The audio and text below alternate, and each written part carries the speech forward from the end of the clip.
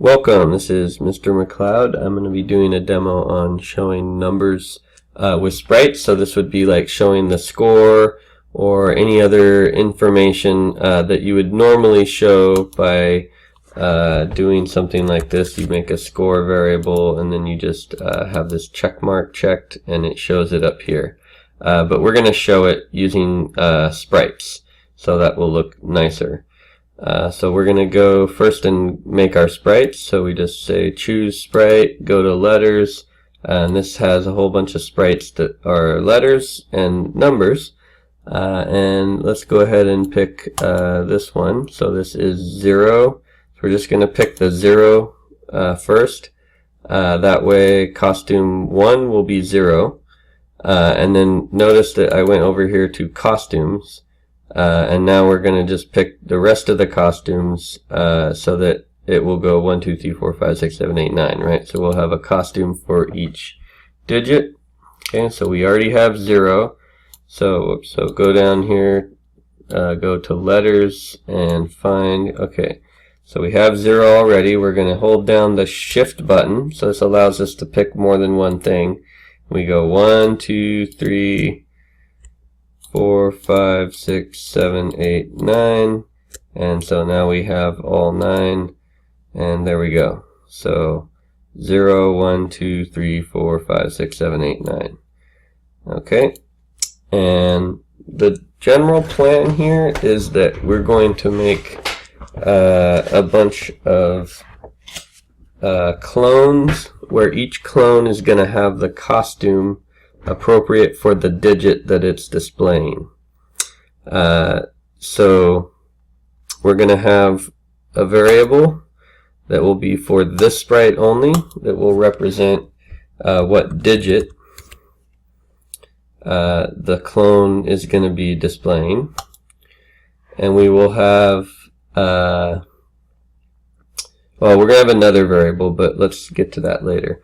Okay, so we could actually cover this right now. So when I start as a clone is going to be pretty straightforward. We'll work on how to get the clones in a second. But when they do get created, they're going to have a this digit value is going to represent which letter, right, of the or which digit of the number is it showing, right? So if it's 1, it will be the leftmost digit. So let's see if we did, let's say the number was this, then this would be digit 1, this would be digit 2, and then this would be digit 3, and this would be digit 4, right? So if we were to do it this way, basically, if digit is 1, it will show a 3 costume. If digit is 2, it will show a 4 costume. If digit is 3, show a 5. For digit 4, it will show a 6 costume. Okay, and to get the costumes, basically we can go to looks, and you see this switch to switch costume 2, and then instead of picking one of these, you can actually send a number. So that's this costume number. So you can see here, costume 1 is 0, 2 is 1, 3 is 2, 4 is 3. So basically, notice that the costume number is always just 1 less than the digit that is displayed. So if we switch the costume to letter 1 of world, so this block here is basically representing, so if the number was 3, 4, 5, 7, then letter 1 of 3, 4, 5, 7 is 3, right? Letter 2 of 3, 4, 5, 7 would be 4. Oh yeah, this is nice, you can just click on it.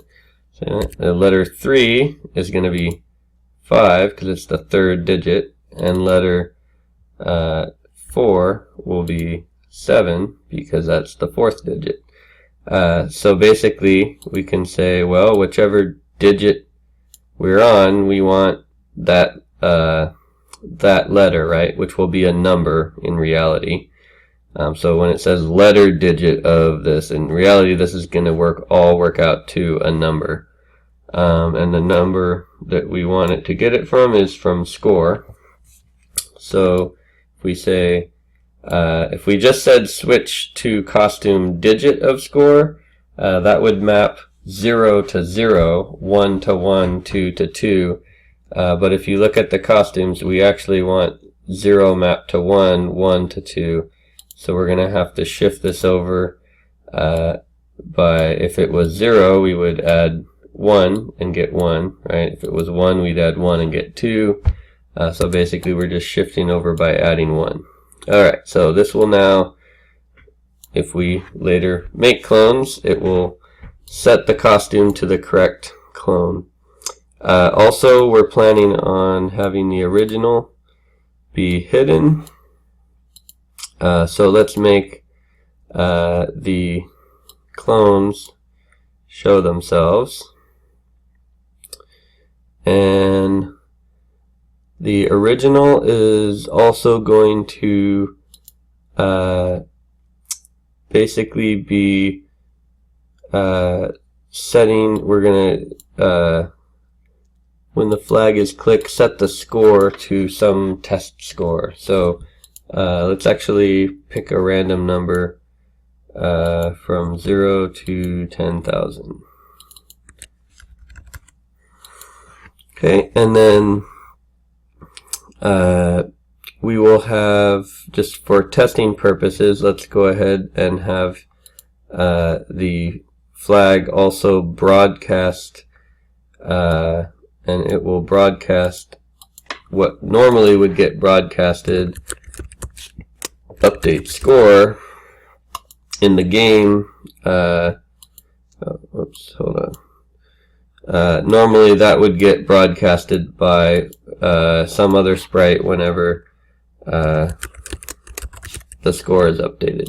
Okay, so broadcast update score. And so when we receive update score, we do have a problem here, which is that the clones will all receive this as well.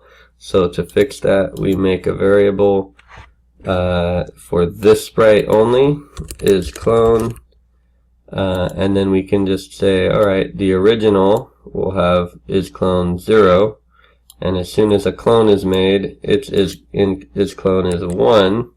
Therefore, all the clones are distinguishable from the original by just saying, well, if I receive update score, if is clone is equal to 0, then it's the original. So go ahead and display score, which I'm going to set this option to run without screen refresh. This is important so that we can go through a loop that goes through each digit, but without doing it over several frames. It will do it instantly in 1 frame. Okay, so that will display score, and if it is a clone, right? If clone is not 0, that means we want to delete that clone because it means it's one of the clones displaying the old score. Alright, so we have a lot of setup here. Now this is where the real action happens. So let's go ahead, and we also probably want to set Y up here to, let's go ahead and set it to like 140, so it'll appear up near the top.